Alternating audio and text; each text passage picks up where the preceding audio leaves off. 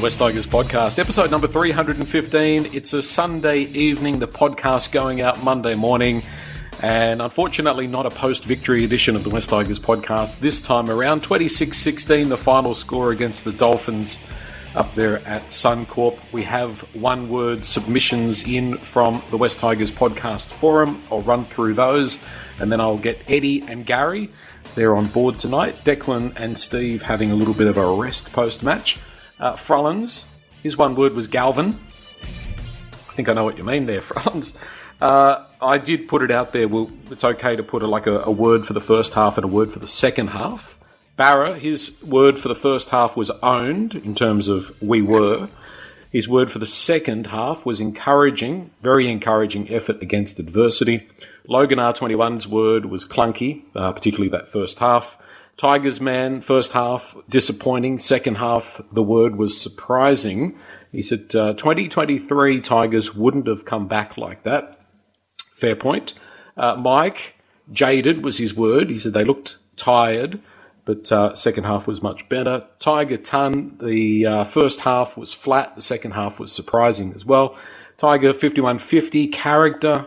The team has character and ticker, and we should be proud. And I think that's probably pretty right. Dirty Reds, first half was flat, second half was willing.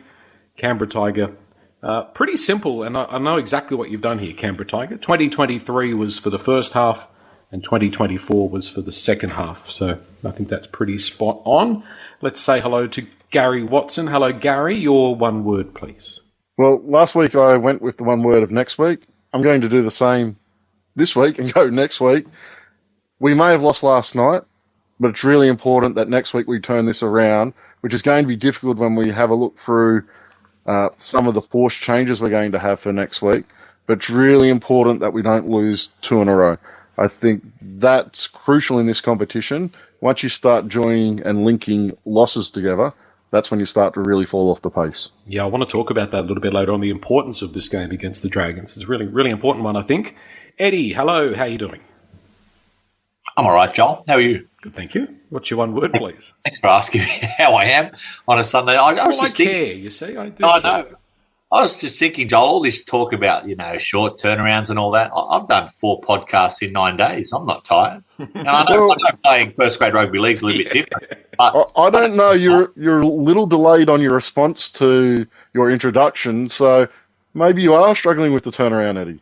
We'll see, but that's a shout-out, I suppose, a backhander to Declan and Steve. I feel like I've been on the quick backup a few times. But, Joel, I'm going to go – I've broken the rule. I'm just going with missed opportunity because I just felt like having watched that second half, they're not necessarily they're a good side, the Dolphins, but I think they're going to be a fringe 8 side, maybe just outside the 8, and I feel like we really shot ourselves in the foot. Probably – if you look at our 4 games this year, 3 of them, the first halves have been really poor in terms of errors and some ill discipline. Second half was encouraging, but we really lost the game that first 40 minutes. Okay, all good. My one word for the first half was energy. I lack thereof. The second half, and this is probably through a couple of days, all day reflecting on this. Like I wanted to, as much as we don't like to credit people from opposition teams, but I've got Bennett here as a one word. Because if you look at the way that Dolphins team started that game, that was obviously it was an ambush. It was an ambush. It was like what we did to Cronulla. Like they did their homework. They kept darting in behind the play the ball. Their line speed was great. Their play the ball speed was great. They did everything in that first, especially that first 40 minutes. It was really top shelf rugby league. So you got to give them some credit for that. The way they played, they would have probably gone toe to toe with anybody. The way they played in that first half, which is really good for us because you could see we were off the pace. And the other word I've got is patience. And guys, I think we as West Tigers fans need to have a little bit of patience because we are in the midst of a very big series of changes. I remember going back in the time tunnel, that first game, I think it was in 2005, where we lost to the Eels in round 1. And I remember being really, really disappointed in that game. I think it was a similar scoreline, 26-16, something around that sort of number. But the team was building. I think we're heading in the right direction, albeit a few challenges coming up, Eddie. Just on Bennett, Joel, I still think he's the best coach in the game. I think he's a marvel. I don't know. I think he's probably the only coach that is just no risk. Even when you look at like Bellamy and Robinson, they've done it all at one club. Like Bennett's done it at 4 or 5 clubs. Like to have a new franchise like the Dolphins, even the season they put together last year and what he's doing, like Gary, I reckon there'll be 4 or 5 clubs knocking at his door next year. He doesn't drink. He's got no other interest in his life. I reckon he's going to live for another 20 years. I could reckon he could coach for at least another 5. Yeah, I don't think there'll be any shortage of opportunities for him moving forward. I'd love to get him as a coaching director at our club, someone to work with Benji Marshall. I don't think it'll happen. One thing I do want to point out, a combination of what you both just said, there was obviously a game plan from Bennett to attack behind that ruck. They caught both our second rowers out on lazy plays last night that led to 2 of their tries. One was Bateman, which was incredibly poor effort.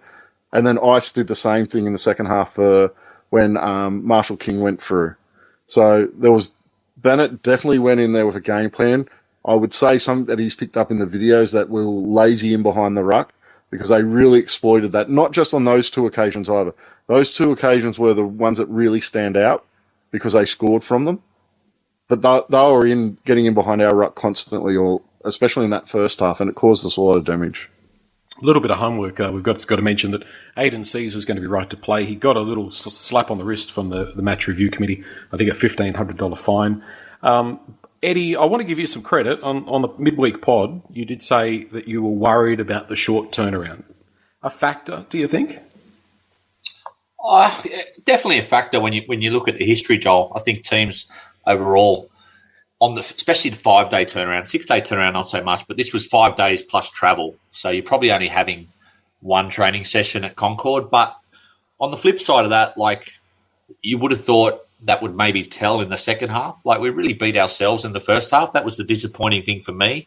The first few sets of the game, I was worried straight away. There was that, like you mentioned, there was that lack of energy. We seemed to be going 1 out. And then the scoreline seemed to develop that urgency, which wasn't there in the first half. And all of a sudden we started offloading the ball, shifting the ball a little bit earlier. So even though the short turnaround is a factor, I think there were other reasons we lost that game. Gary, just staying in the first 20 minutes of the game, we saw that Coruscant had that injury in the warm-up. His quad apparently. Benji said in the post-match press conference that he was close to not playing. I think we struggled a bit. And look, obviously the Dolphins were playing it through, out of their skin, and that was a factor. But I think Appy was a bit rocked by that. He seemed to be off a little bit in his first stint. I was surprised he came back, and he was classic Appy. But I think that's a factor. He wasn't sort of getting us onto the front foot as much. It was 100% a factor. He was struggling in that first stint. He was struggling with that leg. Now, it's interesting. When he came back without the strapping. So he had a fair bit of strapping, or that thigh guard, they called it. When he came back on the second half, he didn't have that. So I don't know whether at half time they may have got a needle into him that they couldn't get into him before the game started. Mm. But there was a remarkable difference in his freedom of movement in that second stint. And it was quite obvious to me that he was hampered by that in that first stint. I didn't expect to see him come back when he went off because I did think that, the way he had struggled, he was obviously injured. But something happened in that break, and possibly a needle, possibly getting rid of that thigh guard might have been restricting his movement a bit too much. But there was a remarkable improvement in the way he was able to get around the field once he came back on. Eddie, we had our chances early on in the game, but just couldn't ice anything. Just that red zone attack, it was reminiscent of 2023, where it sort of looked like chickens with their heads cut off. And I want to talk about a few individual performances in a moment, but just sort of staying with that general overview of how we played the game. That was my observation. We couldn't capitalise. We got really close. The forward pass, of course, being one such situation, but we really needed to get some points on the board there. Well, we're a couple of big turning points, that one being one, and then the Jared Sutton call in the second half when we were getting all the momentum. But yeah, the attack overall, Joel, is still very much a work in progress. Like there's 3 of the 4 games we've scored either 2 tries or 3 tries, so below 18 points 3 times out of 4. Our wingers haven't looked like scoring a try all year. So there's issues there. There's still a lack of pace in the side, but it was noticeable. They really missed Lockie Galvin. I thought it looked a bit like frantic. I didn't think Sullivan was too bad. I thought he was trying hard. Like he was vocal out there and getting his hands on the ball. But it just looked a little bit frantic with him, like every play, sort of almost like a sudden death play, whereas Galvin seems to just have that natural sort of time and slow ability to straighten up and slow the game down a little bit. So, yeah, definitely disappointing. I think there was one stage where we had 3 or 4 sets on their line at one point, and I probably had 70% of the ball that first 25 minutes for no result. To me, a lot of that does come down to, as you said, Eddie, Galvin not being there. The amount of difference and how much we missed an 18-year-old really does sum up how well he started his NRL career. He's been really strong. At big chunks of time during our first 2 games, he's been our chief playmaker. And that was quite evidently missing last night. His ability to straighten our attack really hurt us. Our block plays that we did run again last night, far too across field. I was complaining last week about us going to the corners. It was much worse last night without Galvin there. And that's something we need to sort out for next week. I think if we can't sort that out for next week, especially with a couple of players that we're likely to be missing in Sam Fainu and Bateman. I'm not so concerned about Bateman, but Sam Fainu is going to be a massive loss for next week. Our inability to strain the attack is going to make it really difficult against those big St. George outside backs. So that's crucial for us to work out between now and Sunday. Just going back to a couple of my one words, just to sort of put a few things together. So another thing I'd like to say is that they clearly targeted Whenua Pole. I thought they were all over him. They really did a job on Pole. To his credit, he still played a solid game, but especially in that first half an hour, they really swarmed him and really swamped him. Patience. I watched Luai in the game against Manly, and albeit it was definitely not Penrith's best performance, but if you watch the way that Luai controls that left-hand side of the field, the talking that he does, the organisation that he does, and some of the really clever stuff that he does, I can't wait to see him in this team with a Galvin, with an Api Coruscant. Obviously, we've seen that combination before, but there's plenty there, I think, to feel excited about. There's some experts that don't, they're saying, what a waste of time. I don't think you could be further from the truth. The other side of that is, it's a pretty rare one for me, but I'm sorry, guys, but I'm putting the big red marker through Jayden Sullivan. I just think he's, from what I have seen, a one-trick pony. Dummy and run, and that's all he seems to have in the kit bag, unfortunately. Gary? Yeah, I keep going back to, I thought Tigers fans, probably myself included, overrated him a little bit because of the game he played against us last year. He didn't do that consistently last year. I thought he was much better last night.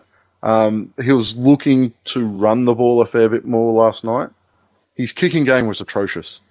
His short kicking game, he kicked into the feet of the defenders a number of times, including the one that we challenged, which was a terrible challenge. It was abysmal. Yeah, and it cost us I don't know who made that call, but whoever made it. To be fair to Sullivan, I was off my seat there going, please don't waste your challenge in the first 5 minutes. And it ended up costing us. But by all accounts, I read quite a number of posts that said Sullivan was telling Api not to challenge it. Yeah, I don't know who made that call, but it was definitely the wrong call. But it was a terrible kick anyway. And it wasn't the only time he put his kick into the feet. When you compare that to a couple of the short kicks that Caesar put in, especially the one for Tape to score his second try, I think it was, really nice kick, kicking into space, where Sullivan's going to line and trying to kick between 2 defenders' legs. We can't have that. And though his running game was better, I still think he just doesn't provide enough. He doesn't provide enough spark. He doesn't. When we're comparing him to an 18-year-old in Lockie Galvin has a lot more composure and a lot more penetration when he does run the ball. And that's what was really missing in that halves department last night. So I wouldn't say I'm putting the red pen through him, but I don't have high hopes, and I wouldn't be complaining if the club was looking at shopping him 3 weeks into his 4-year contract. Well, we've got to bring back the shredder. Remember the shredder? We were doing that last year. Sorry, Jaden, but you're going through the shredder. I reckon we should be trying to shop him urgently ASAP, personally, because I think he's the gift that keeps on giving from the previous ad. Not ASAP, because we actually need him next week, because we're very, very short in the halves next week, Joel. I'd rather put Safer there. Well, that's what you'd be down to, I think. Asuka Power. I've got here in my notes, Mr. Otto, within 10 minutes, Bateman drops the ball. Bateman, bad missed tackle, leads to Dolphins try. Bateman gives away a penalty. Bateman, HIA. Like, we all want to... There are times where we see John Bateman and you think, God, he's good to have in our team, but there's other times you think to yourself, what is going on there with that guy? No, I think that's very fair. And he was going to be the subject of my rant tonight. It was a pretty obvious rant, but I really disappointed just with a couple of areas of his game. One, just discipline. Like, you can't be baited. He's an experienced first grader. Should be a leader. And I reckon twice or three times at marker, like, he's been baited by the guy playing the ball and has either just kicked out in frustration. I reckon it's happened 3 times this year.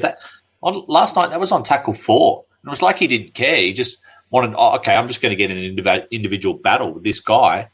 And then, 5 minutes later, he was part of that line break where he was just shirt grabbing. I don't think Pole helped him there. I think he gave him a bit more space to cover than he should have, but it was a pretty awful sort of effort. And, 39 minutes, 4 runs, 25 metres. Like, he was never a hard-hitting, run hard back rower at Canberra, but he was impactful. He was impactful, and he's not impactful at the moment. I think he's a liability at the moment.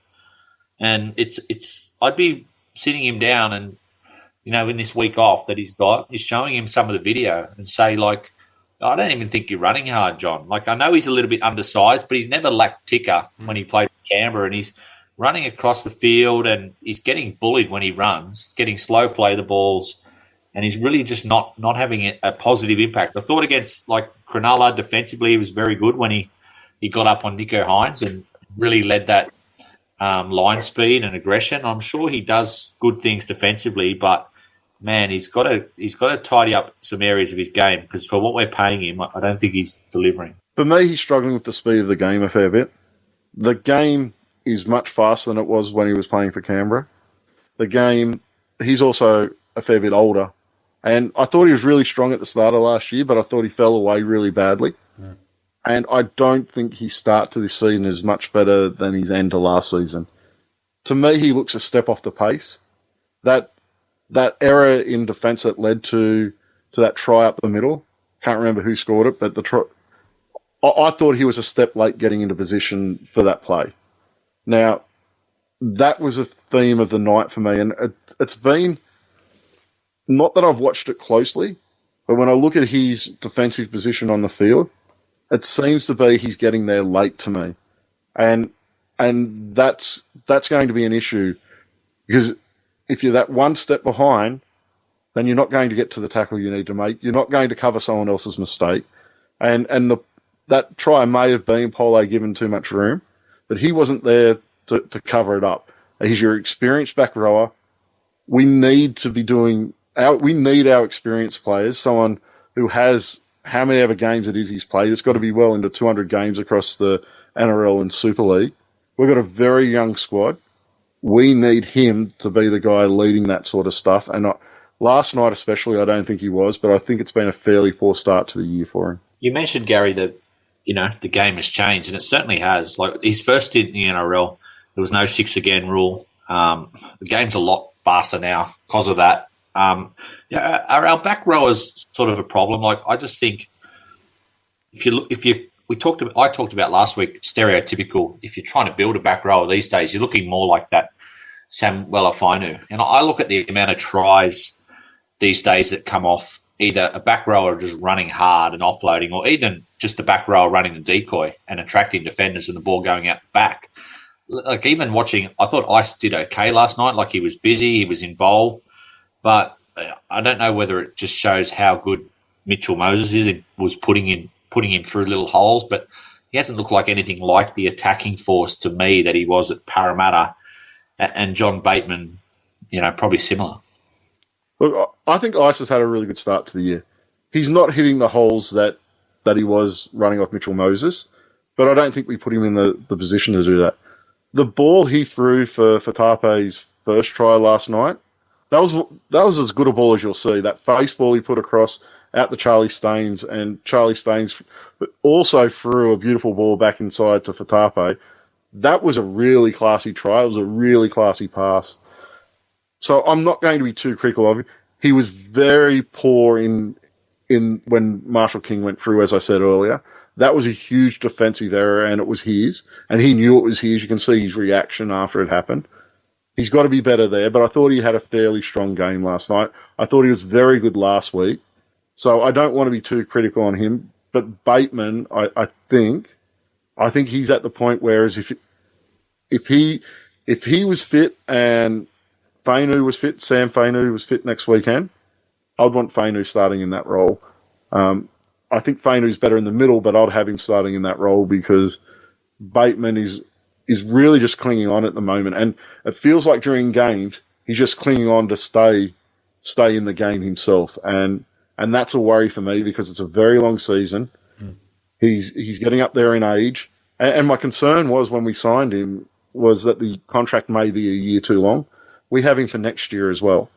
And I am a little bit concerned at this point, the value we're going to get out of that contract next year. So he really needs to put some work in over the next couple of weeks once he's fit and back full training, because we need him playing at a higher level because he's on a good contract. We've got him for next year. We can't afford to have him playing reserve grade. And we need his support, as I said earlier, for those younger guys. Those young guys we've got coming through, the likes of Sam Fainu. We need Bateman leading the way in that, and I don't think he's doing that at the moment. He didn't have the longest pre-season too, so I wonder if there's some degree of a fitness issue. Eddie, would you put him in State Cup? Would you run him in State Cup? I know it's hard with the not too many options there, but I mean, the aforementioned Kapoa, if he had that game, we'd be saying through the shredder, never to play first grade again. Something's got to be done, I think. I don't think we can afford to put him in State Cup. One, for the deal that he's on, and two, I just don't think we have the depth. I'd be considering putting him back to the bench just to put a rocket up his, because that was not good enough. And Samuel Fainu has impressed, and I think Alex Seyfarth has impressed in that bench role. But I'd consider putting him on the bench more so to try and put a rocket up him, and then if he doesn't respond, maybe it's just the fact that, like Gary said, he's a yard behind it, man. I think once Sione Fainu is back from injury, I think that gives us a little bit more options, and I really hope it's next weekend because he's one of our only options through. I can only think that both Sam Fainu and Bateman will be out with HIA under the concussion protocols next weekend. So we really need Sione to be fit and firing to go next weekend because the depth just isn't there. I'm really keen to see Sione back from injury and actually getting some game time, even in New South Wales Cup. But I think he comes in as soon as he's back fit, especially with the other two are out this weekend. If he's this weekend, he's straight onto that bench in first grade. Benji did say in the press conference that he hoped that one of them was going to be okay. He didn't say which one.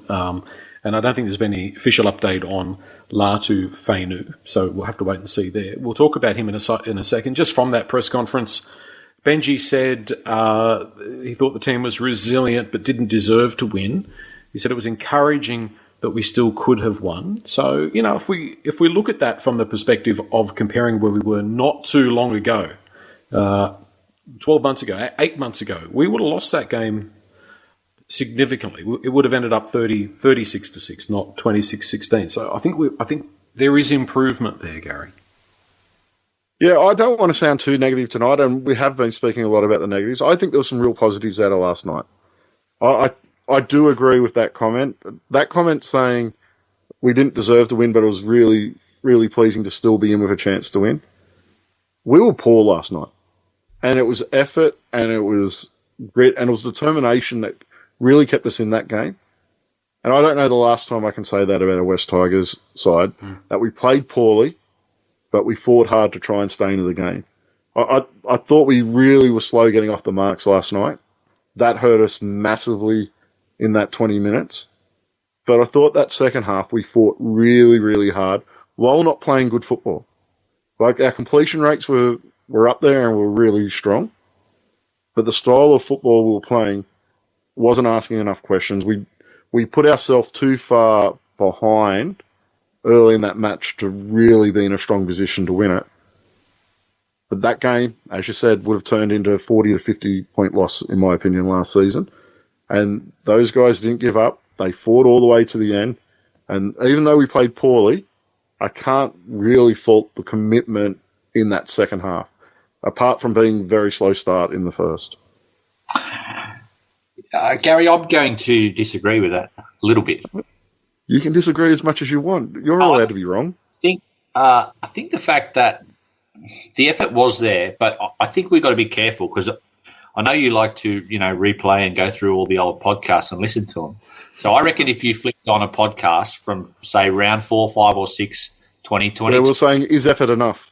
Or 2023, we would have been falling into the trap of going, this is a changed Tigers team. And I went and had a look. In 2022, in the first 4 rounds, we lost games by 2 points, by 4 points, by 10 points to the Storm. In 2023, we hadn't lost a game by more than 12 points after 4 rounds. So I'm a little bit reluctant to give them that sort of praise in terms of this is a changed Tigers team. I will give them praise for fighting back and winning the second half 16-12. But come and see me after 10 or 12 rounds when we get halfway through a season and the bumps and bruises and a couple of injuries. That's when you're going to be mentally and physically tested. I think it's too early to say this is a changed side because I'm just guarded. I'm not saying it's not. I'm saying it's too early to say. I think that's exactly what I said on the pod last week with my line about next week. After last week's game, we had to show up and do it the following week. Then the following week after that, the following week after that. This side has a history of turning up its toes. I'm going to give them credit when they fight. And they fought last night because for too long we've had a side that appears from the outside looking in to give up at the first sign of adversity. We didn't have that last night. And you're right, it may not stay that way. But the body of evidence so far over this season, especially the last 3 weeks, is that this is a team that's committed, this is a team that's playing together and fighting for each other. Now, I still saw those traits last night. Now, in 2 weeks' time, we may go out there, go over to Bathurst and play Penrith and get lapped and not show that commitment. I'll call us out on that then. But at this point, over the past 3 weeks, we've at least shown we're going to have a dog in the fight. And it's been too much for too long supporting this club where we don't have a dog in the fight. That's fair. I'm making a bit of a doomsday prediction here, Joel. I think we're going to get whacked next week. I just think it's a bag matchup for us against St George. I know you want to talk about it later, but I'm really keen to see how we go. I was shocked that we were marginal favourites for this game, but, man, I watched that game in Tamworth and the size of some of their back rows and outside backs. I'm worried about this game. Yeah, but I mean, to be fair, that's what they were saying about Parramatta before the Parramatta game. I'm pretty confident, actually. I think we're going to do well against the Dragons. I can't get tickets, but I don't know what's going on there. When you click on the buy tickets off the NRL page, the page is dead. They've been listening to the podcast, Joel, and they've just blacklisted you. Okay, probably a good move. Let's talk about... Well, and I just wanted to add to those points. I agree with what both of you are saying, but if we want to look at this and analyse it a little bit deeper, I think you have to take into account the fact that the Eels game was a very physical game. We only used 15 players in pretty warm very conditions. Hot day. Yep. If you look at a 5-day turnaround, a trip to Brisbane, and I'm not using excuses because I don't cop excuses, but they are factors. And then you've got the team that's coming first, which shouldn't be. I mean, they're not. They're a good. They're a pretty good team. And then to have the way that our interchange fell apart as well in that second half with the 2 HIAs. I know they had their injury concerns as well, but they're all factors that are worth cutting in.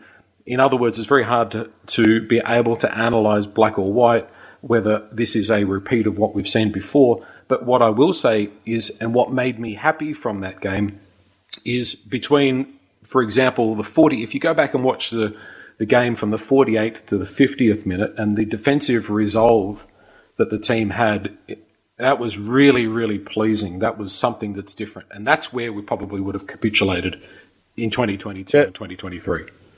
There was a lot of talk, especially with the commentary, about the amount of defensive work that the Dolphins did early in that game. They turned us away 6 or 7 sets in a row. We did do the same midway through that second half. The Dolphins had a lot of ball down our end, and we were able to cover it, just like we did against Parramatta last week as well. So I'm going to take the positives where they are. I'll take those positives out of the game. The way we played last night was disappointing for me. I do listen to the factors that you put forward, Joel, but I want us to get to the point where we're a club where those factors don't matter anymore. Like, if we're Melbourne, you're trying to get to a point where we don't have to sit here and say they were the reasons we lost. I want to see a side go out there no matter what the conditions are. And yes, we're coming from wooden spoons and we're coming from a whole world of hurt.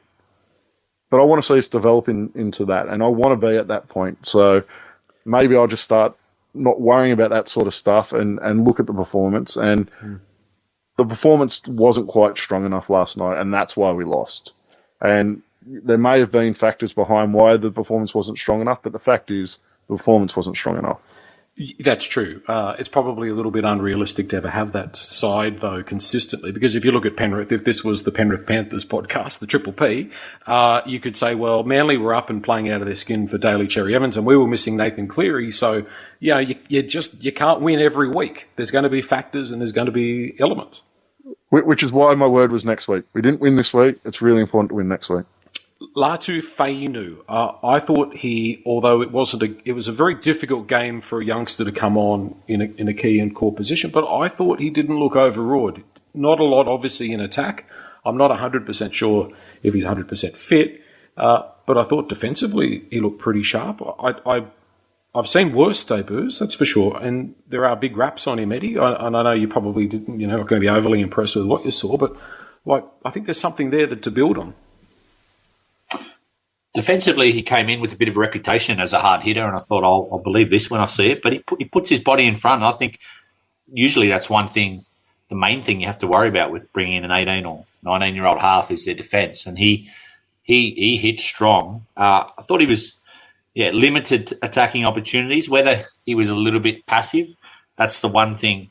I know Gary was furious when I decided to judge Galvin off 10 minutes in a trial. But if I was judging, 10 minutes of Fainu, I'd just say he didn't seem to have that same, just give me the ball, man. I'm better than these, things that Galvin carried on from his kids' football into the NRL. So that's a very high bar with Galvin. The more disappointing thing is the fact that Benji said we're losing him for a hamstring again. So that's a setback because that's why he was on a minutes restriction in State Cup, and to get that in your first NRL game when really he was sort of playing dummy half. I don't remember him making any big bursts of speed, so that's a concern for me. Yeah, I thought he didn't run the ball enough last night, and I think that's kind of why, which isn't surprising for a guy making his debut. I don't really blame a young kid going out there and just shoveling the ball on and just trying to play a small role in that sort of environment, especially coming off the bench. But Galvin 2 weeks ago or 3 weeks ago set a very high standard, set a very high bar for him to jump over. And considering at the end of last season, if you had to pick one of the two to be the guy that really took off this year, Latu Fainu was probably that guy Moses would have put forward. Declan may have put forward Galvin, but I don't know whether anyone else on this pod really would have done. So he's probably feeling that pressure a little bit as well, that Galvin's kind of got the jump on him, which he has. And he had an opportunity to kind of put his name forward last night, and he didn't overly do that, I didn't think. I thought he was very strong defensively, but I thought he was just shoveling the ball on a little bit too much. But that also could be coming off a hamstring injury. I think he's still, even though he made his NRL debut, I think he still may have been on minute restrictions last night, which may have been why he started from the bench instead of Sullivan. But yes, I do agree. It's very disappointing to see him go off with that hamstring injury as well, because I would like to see someone else in that sixth other than Jaden Sullivan come next Sunday. Might be Brent Naden. You never know. Well, it was interesting because he got he got activated and didn't actually get on the field. Yeah. And so Clemmer couldn't come back on as well, just for the record. People were asking why Clemmer didn't come back on. He couldn't come back on because of the interchange rules, which was a pity because if you look at that game against the Eels, he brought a lot in his second stint, so that was a bit of a shame. Can't remember what happened at the end. Gary might remember. There was, even with 4 minutes to go, apparently they were down to 12 because they had their HIAs and injuries as well. And we carved them up like through the middle for a set, and we had a 6-on-2, and we hit a short ball to ice on the last. I don't know if that was Appy or whatever, but that would have been 26-20 with 4 minutes to go and them down to 12. Like that would have been really game on. Yeah, I can't remember the exact circumstance of it either, but I do remember what you're talking about. It was a little bit disappointing that we took the wrong option on that occasion. But if we look at the game objectively, we didn't deserve to win that game last night, so we need to do better. And I think that's what it comes down into to the end. Let's have a look, though, put our more optimistic hat on. There's a few guys that I think deserve a mention, and we'll start up front. And once again, Utoi Kamanu, I thought, was really, really good. Eddie, I think he's making a charge towards State of Origin. Well, according to Madge, I mean, he wasn't in Madge's 80-man squad or whatever Madge named in the preseason, but I think he named every player other than Stefano. He's used that as fuel. This is what we want. This is what we've been calling for. I think this is his fourth season. I've been a little bit critical in the past. It's where I think he sort of just hasn't quite dominated. Now he's dominating. You know, his first stints are good. His second stints are good. I think he was 168 metres last night, but 66 minutes. So that's big minutes for a front rower. So there are probably times where he was a little bit gassed defensively, but offloads, play the ball speed. He's probably close to the form front row. I don't watch every game every week, but he'd certainly be putting his name in the frame. Compared to last year, I thought he was a pretty lucky inclusion. Yeah, he's playing much better football now than he was at any point last season. He's in his career best form right now. He played big minutes last night because he came back on when Saint Fainu got knocked out and ruled out with the HIA. So he had to play extra minutes due to that. But boy, he was strong. What I'm really liking about him, and I think I've said it on the pod once or twice already, is in the past he would bump a guy off, but his momentum would stop. He's now bumping the guy off and going over the top. 6 tackle breaks last night, Gary. Yeah, it's massive. And even when he's not actually breaking through the tackle, because he's hitting them and bumping them, he's going off over the top and landing on his stomach almost constantly and getting a really quick play of the ball. So it's just great form from him. And if the Origin side was being picked now, he'd have to be right up there in contention.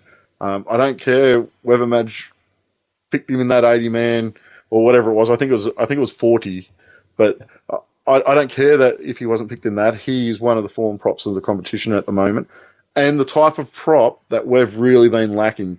I haven't seen him hit the line so hard pretty much at all in his career. So it's really pleasing to see him doing that a couple of weeks in a row. What's really important now is that he keeps doing it right through the season. I was going to say, Gary, that it's like Appy. They're going great, and they probably deserve to play Origin, but I don't want them to. But isn't there some clause with Steph that if he plays a game this year, he's in with us for 25, guaranteed? That's correct. He's got a get-out clause that if we don't play semi-final football this year, he can leave the club. But if he gets picked in Origin, that's null and void. So we either got to make the semis or he play Origin. But one thing we've got to do as a club is I don't want those clauses to come into an account. He's free to negotiate with other clubs in November because either way. So if he's here next year, let's go and get this sorted out now. Let's go and get a contract signed with him that keeps him here for 26, 27, because he's showing a really strong start to the year. Maybe give it a couple of weeks, but it's something we should be looking at, that it doesn't get to the point where we're getting to the end of the year and we've got a guy who we can't replace at that point anyway because it's too late, who can just walk out because we don't play semi-final football. Let's get a new deal sorted out with him now and extend him in the next 2 months sometime and be on the front foot with one of these things for once. We haven't talked much about recruitment the last few weeks because there's been a lot of football to talk about. But we've got one player position open in the top 30. Depth is starting to become a little bit of an issue, as we knew it was going to. Richards did say we're in the market for an outside back, but when I look at the forward pack, and I know we've spoken about Sione Fainu, but if we could bring one more guy and one more seasoned first grader at this point, it would be a very nice luxury. Obviously, a very difficult assignment to do, but I wonder if there may be something going on in the background. Would that be something that you'd like to see, Gary? Do we need somebody else, do you think? I think we are very short in the forwards. We've got a lot of young forwards coming through, and I think that's what's leading to a lot of our lack of depth, is we've got some guys who probably aren't going to play a very big role in our NRL team this season on top 30 contracts, because that's their junior contract turning into a top 30. And there's a few more that go through onto the next season. So getting another experienced forward in there, I think, is really good for their development. I think it's really good for the development. So we don't have a guy like Sam Fain who's starting before he's ready, or a guy like Sione coming in. And then when you have a look below that, we've got guys like Tumif who are sitting there who aren't really going to play a role either. So that's where our lack of depth comes in, is I think we've got too many players who are either on contracts because we see potential in them in our top 30, or they're on contracts because we saw potential in them a couple of years ago and they haven't really progressed, which I think is where Tuma falls into. So we've got to be really smart around those contracts, and putting someone else, an experienced player, in there could only be beneficial. Like maybe a guy like Joe Offengawi might have been quite beneficial at this point in time. He's pretty wasted at the Eels, which is a bit of a shame. You got four guys there. Fayagatu, who we all had high hopes for, and he's got some big raps on him. Lalili, Kid, of course, Matamua, and Tumith, which we're not getting any output from at all. And even if one of those guys could be replaced by somebody else, it would be the two younger guys. Yep. I can see the reasoning in having them in there, but the fact that we aren't getting any first grade games at this point in time from Tumif and Matamua, I think that's the bigger concern, because they're guys who you would hope had pushed their way into the NRL at least to 17 by now, and they just haven't seemed to have been able to do it. Staying with the forwards and a couple of guys on the bench that made a big impact, Twal and Seyfarth, they actually contributed a hell of a lot to the good attributes of the game that we've spoken about. The defence, Seyfarth, some of his runs, the try he scored, and Twal was Twal, but this year he seems to be a slightly better version of himself, which is fantastic to see. Eddie, like those two on the bench, if we didn't have those two, this could have been the game that got ugly. He seems to understand some of the little nuances with Appy's ruck play, Twal. It's one thing. He tends to get the ball on the advantage line and make good wins. So he did that. And he was doing that last year too. Yeah, quite a few times last night. So that's maybe a little bit of football IQ that helps him. I thought defensively he was a little bit lazy around the ruck. I know he doesn't miss any tackles, but I thought he got caught out. It was either once or twice in that second half. Seyfarth really impressed me. I think we've got to consider, Joel, that he's not just a hard worker. Gary's smiling there in the background, but he scored 2 tries in his first 3 games. Like, which other forward of ours looks like scoring tries? And these are tries that he has to work for. They're close to the line. He's putting his head where some people wouldn't put their foot. And yes, he looks like he was going to have a brain explosion last night. I don't think he did, but he was getting right in their faces, and I enjoyed his performance. Yeah, he did get told to calm down at one point during the game. But I think everyone here knows I've been critical of him in the past, and the last 2 weeks he's been great. And what I'm finding, those tries, he's running off Appy close to the line really well and hitting those holes that Appy creates probably better than anyone in our side at the moment. And that's what's really led to those 2 tries.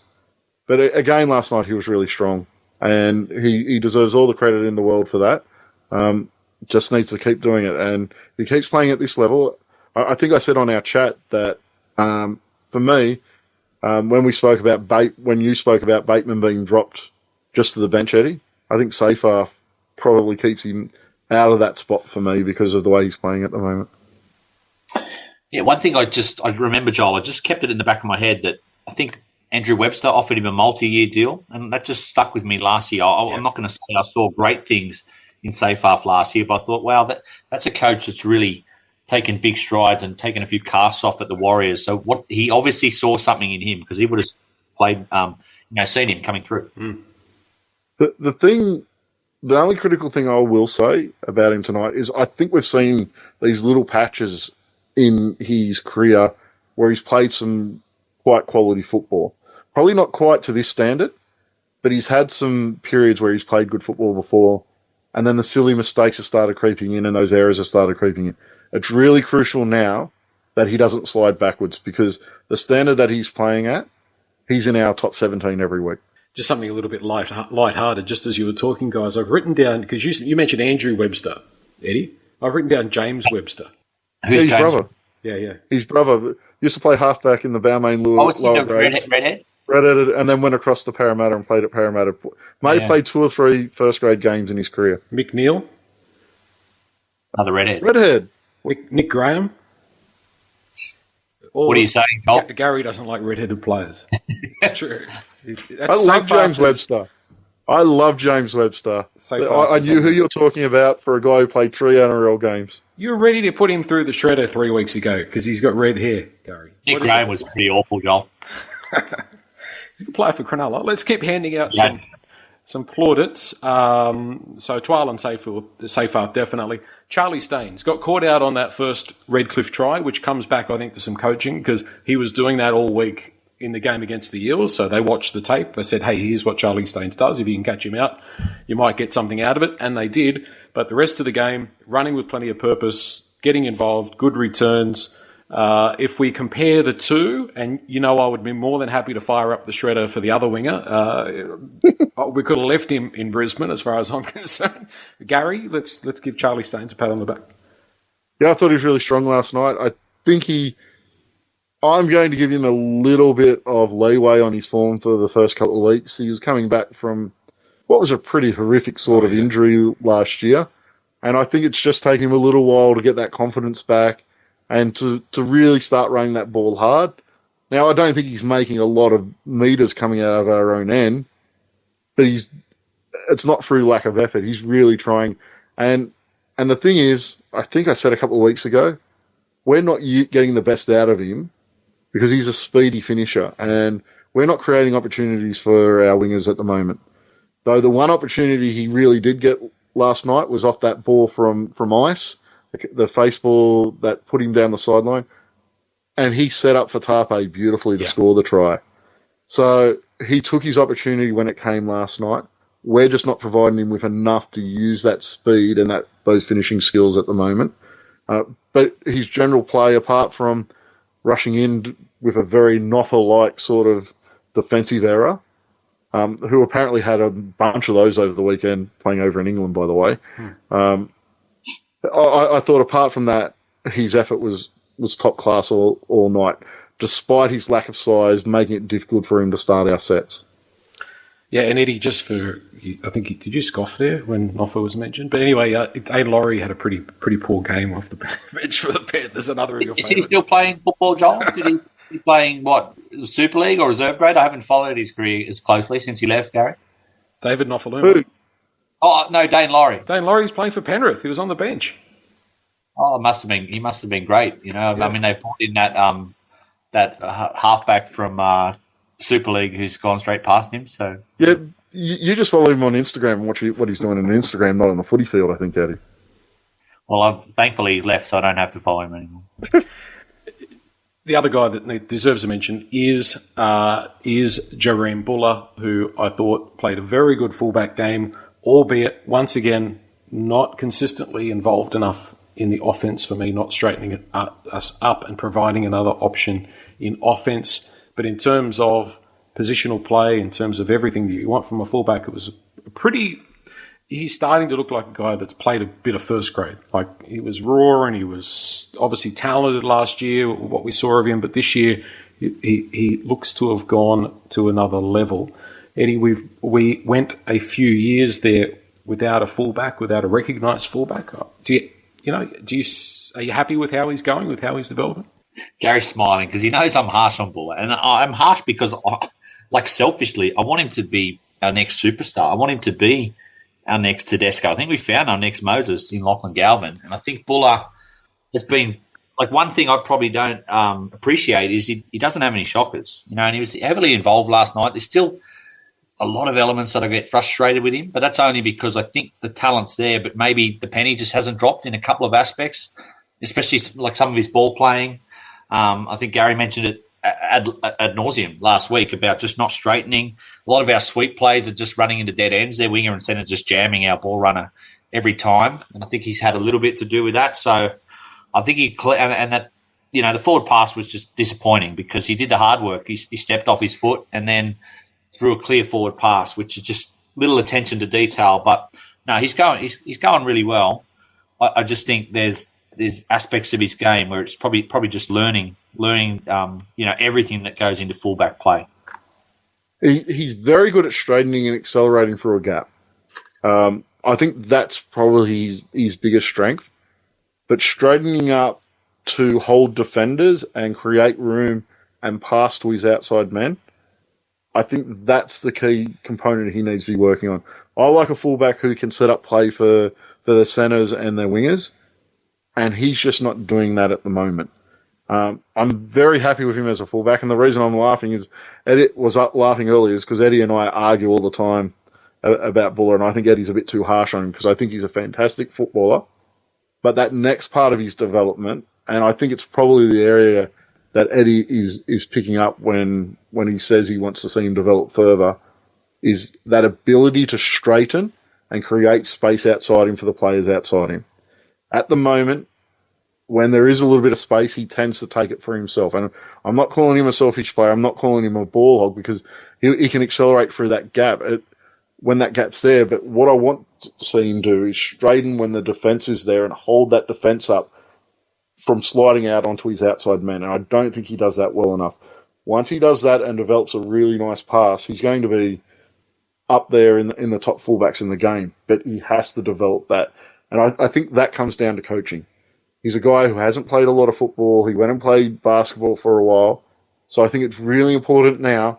He's at that point in his career where he needs that expert coaching. And it may be from Benji, or it may be plugging into a fullback. It could be Greg Inglis, who's been doing some work with him.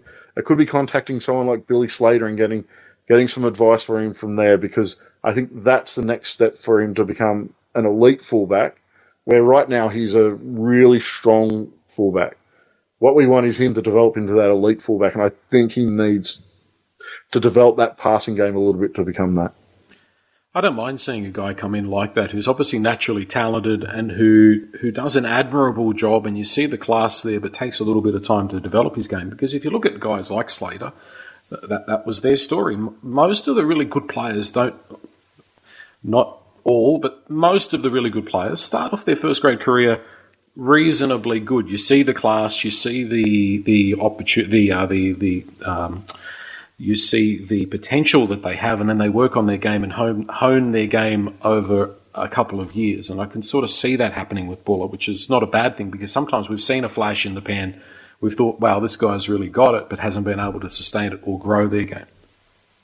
And the big thing for Buller is all the talk about him is he's an incredibly hard trainer. He's an incredibly hard worker. So I'm really confident in him. And he's one of the safest fullbacks we've had in a long time. So there's all those really strong positives. I think he is in our top couple of players in our side. I want him going to that next level now. We've got to remember, he's only playing his first full season of NRL football. So to be talking about him at the level we are is a huge credit to him. That doesn't mean there isn't areas of his game that he can continue to develop. Yeah. I mean, you could even go to Brett Hodgson as a perfect example, who started his career at 5'8", with Wes, obviously, but he really peaked 5 or 6 years into his first grade career, really. I mean, at the Eels, he was a good player, but he came back to West Tigers and hit a whole nother level. Albeit, he had probably a better attacking side and better opportunities around him, but be that as it may. I'll cross to Eddie in a second, but a pat on the back too for Caesar. Generally good game. Great little grubber for that Fatape try. A couple of 40-20s. Best player on the field in my eyes. For us, yeah, anyway. I mean, I think 2 40-20s, 1 try assist, two forced dropouts. So he gets about his business. I was surprised when I looked at those stats because I thought, oh wow, that's really good. But I've been super happy with Aiden Caesar for the value we paid for him. He was almost on the scrap heap. Wasn't talked about in the off season when they were looking. Every desperate club was looking for halves. So I thought he was great again. Just back to Buller for a second. Whatever happens this year, that as long as him and Galvin keep developing, it's so relieving in a way to think, we've got 2 guys in key positions that can be 10, 15-year players. The way the sports science is going, guys are playing into their late 30s now. I was watching Cherry Evans play the other night. I was just marveling. I was thinking, this guy could play for another 5 years. Doesn't look any different to what he did 10 years ago. So to have Buller and Galvin, and please don't stuff this up, Tigers, like we did last time, that's really encouraging. The other guy I wanted to give a rap to, and I don't like getting into the soft sob stories, but like for young Fatape, he was a guy playing Queensland Cup 7-8 months ago. He's 23, 24, so he might have thought, has the NRL opportunity passed me by? He's a Brisbane boy, so he would have had family and friends in the crowd yesterday, and 2 tries. So like, imagine being him last night. Like, he should be really proud. I don't know long term whether he'll be a centre for us, but I think he's done himself proud, considering there was a bit of heat at the start of the year about Richardson and affiliations with that. But he's earned his spot in our top starting side. Yeah, he's doing really well for a conflict of interest signing. So yeah, I thought he deservedly those tries last night. I think he still gets caught out a little bit in defence, but I think he's had a great start to the season, and he probably holds down that centre spot for a little while. The only real competition he has for it at this point is probably Brent Naden, and see how he goes. I didn't see him play today, so I don't know. Well, you hinted at frustration with Tupou, and it's frustration for me because I see all the talent, but I don't know if sometimes he won't fully commit his body or whether it's just a bit of tentativeness, but I think he's got all the raw attributes. But would you consider like putting someone like Naden on the wing for Tupou? I wouldn't replace Tupou personally. I know he's leaving next year, but he does frustrate me. I think a couple of things. I think long term he's more a centre than he is a winger. Personally, I don't know. Might be wrong. Might be right. I don't know. But that's sort of how I feel about it. Because when you compare him to some of the other wingers, there's some aspects of his game that he's just not there. But I don't know. I think it's that. I think it's mental more than physical. He's got the body shape. He's not particularly quick, but he just seems to sort of fade in and out of games a little bit. And he has that 1 drop per game. I think it must be in page 3, section 6, paragraph B of his contract. Must drop the ball in every game at one stage. Steve Edmed had the same. The same. He was a prop, Joel. Yeah, exactly. That's right. He was always good for 1 drop, Gary. But every time he does a hit up coming off our own line, I'm sure most fans are worried about the play the ball that's coming after it, and that's the ball concern. Really high. Always worried about the ball popping out. Yeah, it's up near his head, over his shoulder. Yeah. I wasn't overly concerned when he signed with the Dolphins. Let's put it that way. So yeah. Talking about who mentioned journalists a minute ago? I know, Gary, you alluded to some of the ridiculous media about Richardson and conflict of interest. And Phil Rothfield was at it again. I'm segueing, by the way. I'm segueing into something, so bear with me. But Rothfield talking about it was an embarrassment for the West Tigers that we're potentially not going to play at Leichhardt. So what's the point of putting a club in at Rozelle? And I thought that was probably like one of the stupidest pieces of journalism I've ever seen in my life, to draw that conclusion. What on earth poker machines have got to do with playing rugby league games, and having a club at Balmain or Rozelle has anything to do? It's a commercial decision. If you're going to be building a club in Sydney, that's exactly where you want to be building it, regardless of what's happening a couple of k's up the road at the ground. But segueing into, you have an interview this week that's going to drop. Yeah, probably drop around Tuesday. I had a chat to Darcy Burns today, the Mayor of the Inner West Council, regarding some of the issues around Leichhardt. So, interesting chat. If you're interested in that chat about Leichhardt, yeah, we'll probably drop Tuesday afternoon, I'd guess. We saw the press conference. We know where Darcy stands. He would love to see a big investment in the ground? Does it look like he's sort of coming to terms with maybe that's not going to happen given the political situation? Yeah, he's very open about that. It really is a crossroads for Leichhardt Oval now, not just for NRL games, but for its use at elite sport level. So we discussed that and the importance of Leichhardt Oval, not just to West Tigers fans, but to that Leichhardt community as well. Now, this weekend we are at Campbelltown, Sunday. So the club keeps saying, and Richardson keeps saying, the future is in the southwest. If you want the West Tigers to be in the southwest, if you're a West Tigers fan, make sure you get your friends and family together. And although it is very difficult to buy a ticket, as I'm finding, but you've got to get out there and support the team. You've got to show that you actually want the West Tigers there. If 6,000 West Tigers fans turn up for this game against the Dragons, I mean, that's... if you want it, you've got to get out there, and you've got to get out there in numbers. And Eddie, go for it. I think they'll get a big crowd there this week because it's a big drawing side, St George, and it's 4:00 Sunday afternoon, so it's a pretty good game. I was going to say it was interesting, Joel, the way Richardson spoke on the Behind the Raw podcast when the strategic plan came out, and I just found it quite stark the way he spoke differently about, Campbelltown and Leichhardt, given they both hold about 18,000. I got the impression next year, Joel, and this, I could be wrong, he could be just trying to manoeuvre with Darcy to try and get some money for Leichhardt and playing bluff here. But I got the feeling we could be playing 8 games next year at probably Combank, maybe Homebush, and 4 games at Campbelltown. Did you take anything out of that? That seems to be what people seem to be thinking is the situation. And Campbelltown gets through too because from a corporate facilities perspective, it's significantly better than Leichhardt. So I don't know if you've ever been upstairs in the stand on the western side of the field, and we know there's the corporate areas on the eastern side, but the western side, it's been pretty well done up there. It's a lot better than I thought it was. And you've got the train station there. Parking's always pretty good. Like, it's not a bad venue. If you've got the basis of something that could be significantly better, Campbelltown is that ground, Gary. In saying that, the corporates at Campbelltown for this game next weekend have been sold out for about 2 weeks. Yep. So there's obviously the potential to sell more corporates than that as well.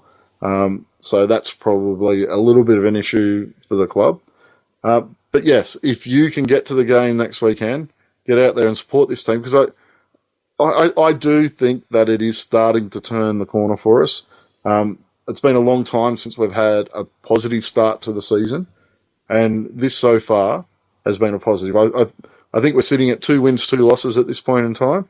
I can't remember the last time it was. We're sitting at 2 wins, 2 losses to start the season.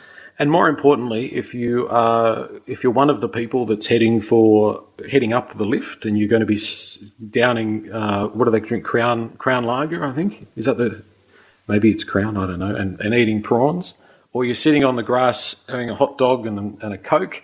Get to the beer shed. Yep. So 2:00 at the beer shed. We're having an ambush event. Definitely come along. We have one of our most interesting guest speakers on Sunday. We have Gary Barnier coming along for a little bit of a chat, and Joel will be there for a little bit of a chat as well. So 2 really interesting guest speakers. But yeah, Gary Barnier is coming along. Half the team that conducted the review into the club. We'll have a little bit of a chat. There'll be opportunities to ask him a question as well. So if you're heading over to the game from the beer shed from about 2 p.m, we'll be getting started over there. There'll be a food truck on site, plenty of beer because it's a brewery. Great place to spend Sunday afternoon before the football. And kids are welcome as well. I've been asked a number of times already in the last week whether kids can come along. I take my daughter along to it all the time. You don't need to be a member.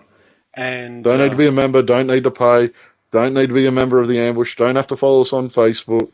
If you're interested in hear what Gary Barnier has to say, make sure you get across there and have a little bit of a listen. And the beer shed, if you're not aware of the location, it's near the Outback Steakhouse. That's a good landmark, isn't it? It's just if you see the Outback Steakhouse, go around the corner and turn left. Yeah, it is a little difficult to find because it is in a little bit of an industrial complex. But just walk down the driveway. There'll be a food truck sitting right outside the door. for everyone to get a feed before they head across to the game. Eddie, are you venturing out of the sanctity of the inner west to Lumea? Oh, I was going to say I'm definitely I don't have my member number on me, Joel, but I'm a member of Campbelltown and Leichhardt this year, so I'll be at the game, and I better drop in and say hello to you guys. Otherwise, I'll get in trouble if I just bypass you and go straight to the game. Don't forget as well, we're less than 2 weeks away from our trip to Bathurst to see the West Tigers take on Penrith. There are still some seats available on the coach, picking up at the Centre of Excellence, just near the Centre of Excellence, and also in Glenbrook. If you'd like to get along, let me know. Click on the link at the westtigerspodcast.com.au website. Anything else, gentlemen? No, I think you covered it all, Joel. You got the rotation, Joel, for Wednesday night's podcast. Am I on for my 5th podcast in 12 days? Or It's going to be Mate, I've done 2 today. What are you complaining about? Dude, do we do? Oh, you're doing these special ones. See, I don't get invited to those guys. You could have come along. Darcy would have loved to chatted to you today. The Eddie, Declan and Steve midweek pod will be back later in the week. Sounds good. Thanks, Joel. Thanks, guys. Thanks, boys.